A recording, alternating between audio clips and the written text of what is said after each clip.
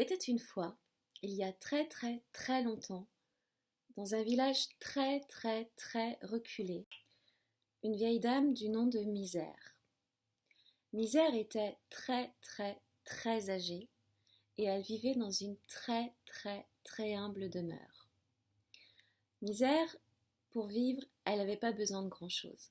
Elle avait sa vieille masure qui tombait un petit peu en ruine. Elle avait son vieux chien, Faro, qui était complètement pouilleux, aussi déplumé, pelé, misérable qu'elle. Et elle avait un petit potager qui lui rendait de temps en temps quelques légumes. Voilà, elle n'avait pas de poule, elle avait rien, Misère. En fait, elle n'avait que des haillons pour se vêtir. Elle ne possédait aucune richesse, à une exception près. En tout cas, à son avis. Misère possédait un pommier. Alors les pommes qu'il donnait payaient pas de mine comme ça, elles étaient plutôt petites, elles paraissaient un petit peu abîmées. Et pourtant, quand on croquait dans ces pommes, on avait l'impression de goûter au paradis. En fait, c'est un liquide sucré, délicieux, qui se répandait dans votre gorge. Ça vous emmenait littéralement au paradis. Même les gens qui n'aimaient pas les pommes à la base se régalaient des pommes de Misère. Parce que oui, Misère n'était pas la seule à profiter de son pommier. En réalité, elle n'en profitait même pas du tout. Pourquoi? Bien parce que Misère, comme je vous l'ai dit, était très très très vieille. Et par conséquent, Misère ne pouvait pas grimper à l'arbre pour aller cueillir des pommes et manger ses pommes. Donc Misère était obligée d'attendre que le pommier lâche des pommes trop mûres, parfois un petit peu abîmées, pour pouvoir les récupérer au sol. Le problème, c'est que ces pommes avaient tellement bonne réputation que tous les habitants du village montaient régulièrement dans son arbre et lui volaient ses pommes. Et elle avait beau essayer de lancer son chien Faro à leur poursuite, de leur crier dessus, de les supplier, au moins de lui cueillir une pomme pour lui en donner une, puisque c'était son pommier, rien n'y faisait. Les adultes, les enfants, les vieux encore en âge de grimper aux arbres, tout le monde lui volait ses pommes et c'était insupportable.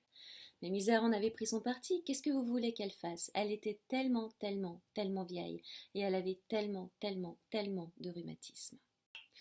Et Misère menait sa petite vie humblement. Lorsqu'un soir, quelqu'un frappa à sa porte. Étonnée, puisqu'elle n'avait pas l'habitude de recevoir de la visite, Misère se leva péniblement, ouvrit sa porte tout doucement et vit un homme. Un homme en haillons, un homme si sale qu'il en était repoussant, un homme qui sentait mauvais, un homme avec des poux qui couraient sur sa barbe, un vagabond en somme, il n'avait même pas de chaussures.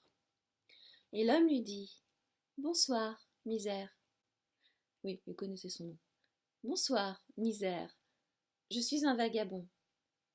Je sais pas où dormir, j'ai rien à manger. Est-ce que tu voudrais bien m'aider pour ce soir au moins, m'offrir le gîte et le couvert? Alors Misère, elle n'avait pas grand-chose, mais elle savait justement ce que c'était de manquer de tout. Alors Misère lui dit: Entre, vagabond, entre. J'ai pas grand-chose, mais je peux le partager avec toi.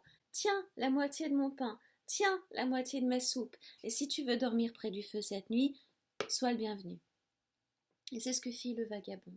Et le vagabond mangea la moitié du pain, et il mangea la moitié de la soupe, et il dormit au coin du feu, à côté du vieux chien Faro qui avait entre nous quelques flatulences. Et le lendemain matin, le vagabond se leva, remercia Misère et lui dit: Misère, tu as été bonne avec moi malgré ta pauvreté. Alors, pour te remercier, je vais exaucer un de tes vœux. Car oui, le vagabond était un magicien. Alors Misère réfléchit un instant, qu'est-ce qu'elle pourrait bien vouloir? La jeunesse, non, c'est bon, elle avait vécu une vie, ça lui suffisait. La richesse, pourquoi faire? Finalement, elle s'en sortait très bien comme ça. Et puis soudain, elle eut une idée. Et elle dit au vagabond: Tu vois, vagabond, ces pommes délicieuses, elles viennent de mon pommier. Sauf que moi, je ne peux jamais accéder à mon pommier, et c'est les villageois qui mangent toutes mes pommes parce qu'ils grimpent sans ma permission.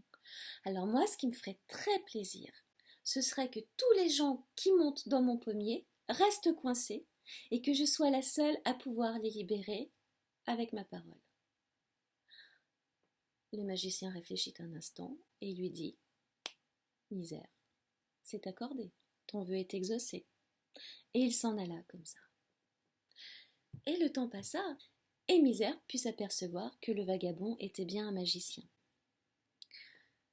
Les enfants qui grimpaient après l'école pour lui voler des pommes restaient coincés, le maire du village est resté coincé, le médecin du village est resté coincé, tous les voisins sont restés coincés, et seule Misère pouvait les faire descendre du pommier. Ah ça, il touchait plus à son arbre, hein, c'est sûr. Et ainsi, Misère put profiter de ses propres pommes à nouveau sans avoir à les partager avec des voleurs. Et la vie continua. Et puis, un matin, quelqu'un frappa à sa porte.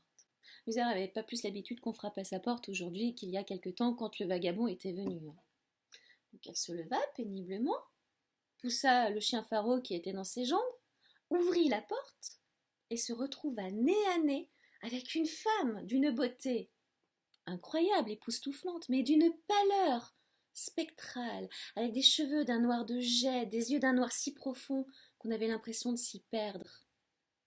Et la femme lui dit « Bonjour, Misère, je suis la mort et je viens te chercher. » Paniqué, Misère lui dit « Non, c'est pas possible, c'est trop tôt, je veux pas mourir, qu'est-ce que tu me racontes? J'ai que 99 ans !» La mort lui dit « Mais tu sais, Misère, quand je viens chercher les gens, ils me disent tous que c'est trop tôt. Pourtant, c'est ton heure et tu as bien vécu. Donc ne fais pas d'histoire et viens avec moi. » Alors Misère décida de ne pas faire d'histoire. Et elle dit à la mort « Est-ce que tu me permets au moins de m'habiller un petit peu convenablement ?» La mort lui dit « Bien sûr, Misère, va t'habiller, il n'y a pas de problème. » Et Misère la remercia. Elle revint toute pimpante, avec son petit fichu sur la tête, voilà, son petit col bien boutonné et tout, toute mignonne. Voilà, elle n'avait pas de parfum, mais bon, elle s'était mis un petit peu de fleurs ici et là. Et puis, elle dit à la mort, tu sais la mort, moi d'accord, je veux bien te suivre, mais il y a quand même une chose qui me ferait plaisir avant de partir. Dis toujours, répondit la mort. Eh bien, dit Misère, tu vois le pommier là-bas, dans mon jardin.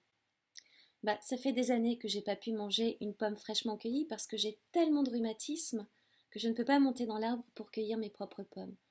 Est-ce que tu aurais la gentillesse d'aller m'en chercher une pour que je la mange avant de te suivre? Alors la mort, évidemment, la mort est une bonne poire, elle alla chercher la pomme. Et donc, la mort monte à l'arbre, elle cueille la pomme, et au moment de redescendre, impossible, elle est prisonnière. Et là, elle s'aperçoit que Misère lui a jeté un sort, qu'elle est maudite, qu'elle est prisonnière d'une malédiction. Misère, relâche-moi.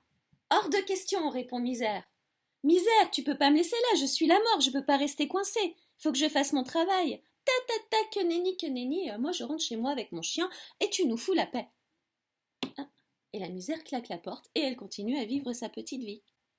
Sauf que très vite, dans le village, on s'aperçoit que plus personne ne meurt. Les croque-morts sont au chômage, les curés peuvent plus faire peur à personne, et il y a des naissances. Et les gens qui sont malades souffrent sans que la mort ne vienne les soulager. Et ça s'arrête pas au village, il y a les villages alentours, il y a toute la France, il y a toute l'Europe, et bientôt il y a le monde entier. Et c'est pas possible. Et tout le monde cherche la mort, tout le monde se demande où est passée la mort, et personne ne la trouve.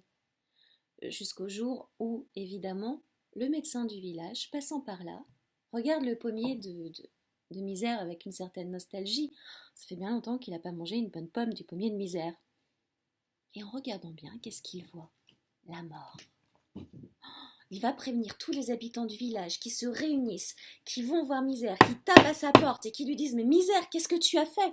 On a besoin de la mort. » Mais la Misère, elle n'est pas décidée à libérer la mort, parce qu'elle sait qu'elle est la prochaine sur la liste. Alors la mort, finissant par comprendre qu'elle n'a pas le choix, dit à Misère « Écoute, Misère, si jamais tu me libères, je te promets que je ne viendrai pas te chercher. Tu as ma parole. » Alors Misère réfléchit, est-ce que la parole de la mort, voilà, ça vaut le coup? Elle réfléchit, puis elle dit « Ouais, pourquoi pas, mais je peux garder mon chien aussi avec moi. » « Oui, tu peux garder ton chien, il vivra pour toujours aussi si tu veux, mais crois-moi, vivre pour toujours, c'est pas un cadeau. » Tant pis, je m'en accommoderai. Alors d'accord, c'est un marché, je ne meurs pas et je te libère. Très bien. Et sur ces paroles, la mort put enfin descendre de l'arbre. Elle regarda Misère, plongea ses yeux sombres dans ceux de Misère et partit, sans se retourner. Et effectivement, elle ne vint jamais chercher Misère. Et c'est pour ça que la misère a toujours existé, existe encore et existera toujours.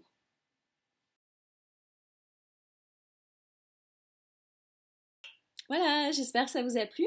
Alors, un petit bonus pour ceux qui ont tenu jusque-là et qui veulent bien encore m'accorder 1 minute 30, 2 minutes. C'est l'histoire d'une vieille femme très très très pauvre, dans une très très humble demeure et très très très vieille. Oui, ça commence pareil que l'histoire de Misère. Et un soir, quelqu'un frappe à sa porte. Et la femme va ouvrir, toute surprise, et c'est une fée. Et la fée lui dit, écoute vieille femme, je t'observe depuis un moment et tu as mené une vie absolument exemplaire. Alors pour te remercier, je voudrais t'accorder 3 vœux. Alors la vieille réfléchit, alors évidemment elle se dit, oh là là, j'aimerais bien être jeune à nouveau. Donc elle demande ça à la fée qui exauce son souhait. Et puis elle réfléchit, puis elle se dit, oh là là, j'aimerais bien avoir plein d'argent quand même, parce que l'argent on en a quand même besoin. Elle demande ça à la fée et la fée lui dit, regarde, tu es super riche, maintenant tout va bien. Oh là là, elle est contente, elle est contente. Et puis elle réfléchit à son 3e vœu, faut pas gâcher, faut faire attention quand même, qu'est-ce qu'elle peut bien vouloir Ah, l'amour, pourquoi pas, mais les hommes l'ont tellement déçue. Le seul qui l'ait jamais déçue finalement, c'est son chat. Voilà, elle a un chat bon, qui est encore dans la force de l'âge et qui est plutôt mignon en tant que chat et qui est d'une gentillesse incroyable. Alors elle se dit, après tout, c'est une fée, pourquoi pas? Et là, elle dit à la fée, ok la fée, j'aimerais bien que tu transformes mon chat, là, que tu vois, en homme. Voilà, et comme ça, ce sera mon compagnon et on vivra heureux pour toujours. Et la fée lui dit, ton vœu est exaucé. Et effectivement, le chat se transforme en une espèce de créature masculine sublime, voilà, tout droit sorti d'un rêve. Et il regarde la femme, la vieille femme qui est devenue jeune, avec un regard si doux, il la couvre véritablement du regard, il y a de l'amour qui dégouline de lui, et il s'approche d'elle, l'enlace et lui susurre à l'oreille. Hein, tu regrettes maintenant de m'avoir fait castrer?